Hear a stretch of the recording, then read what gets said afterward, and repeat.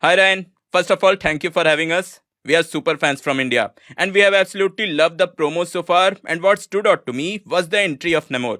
So I wanted to know what was your thought process behind the transition of Namor from comic book pages to the big screen? Yeah, that's a great question. The process of bringing Namor into our film Black Panther: Wakanda Forever was a really fun process, and it was also very tedious. I work with Kevin Feige, obviously, as you would know, and Nate Moore, who's also an executive at Marvel and a producer on the film, and these guys are filmmakers, but they also grew up reading comics. They study comics, and me and my co-writer Joe Robert Cole, we like to do a lot of research as well and make decisions with intention.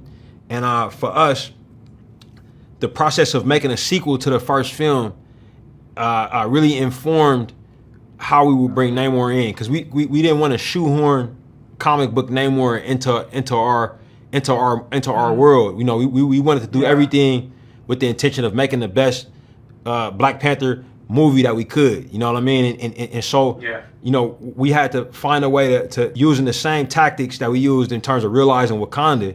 We had to use those same tactics, cultural respect, attention to detail, heavy research, heavy reliance on cultural consultants in terms of bringing Namor and through him Talokan to life in our film.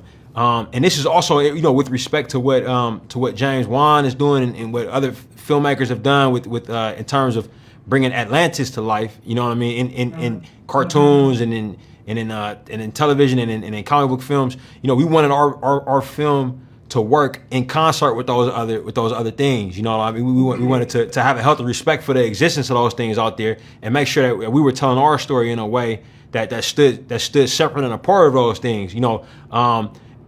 Just as much as we wanted it to be the best movie that we can be, we also know our place in the landscape. You know what I mean? We want to service the fans and make sure that they're getting a full buffet of different options, if that makes sense. We don't want to give them the same thing twice.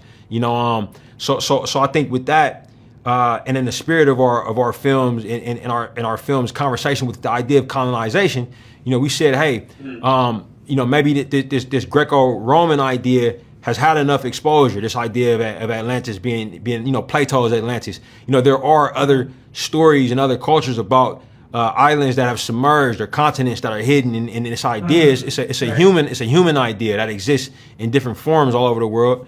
And we knew that we wanted to open up the world of Wakanda, bring it to somewhere that's off the continent of Africa, and the quote unquote new world, North America, Mesoamerica, made a lot of sense for us to put in juxtaposition so that we can compare and contrast. And that was what led us to Mexico. That was what led us to the Mayan civilization, the classic period and the post-classic period, and using that as inspiration for this culture. That was where we went, and from there, we started looking for Mexican actors. That was how we found Tenoch Huerta Mejia, and it started to really come together from there.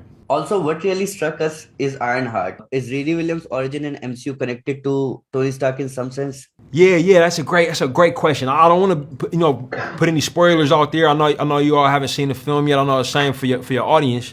But yeah, there is a connection there between her and Tony, but it isn't.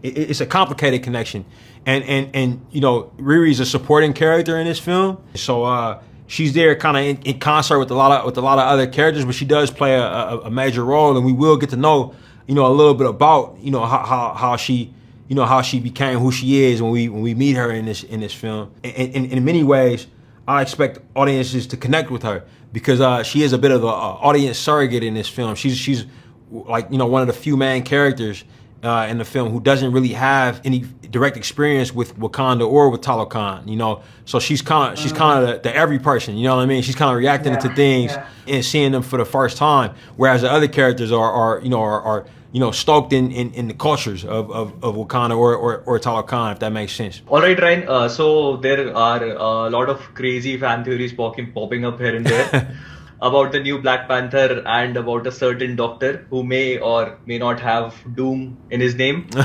So, do you have anything to tell us about that?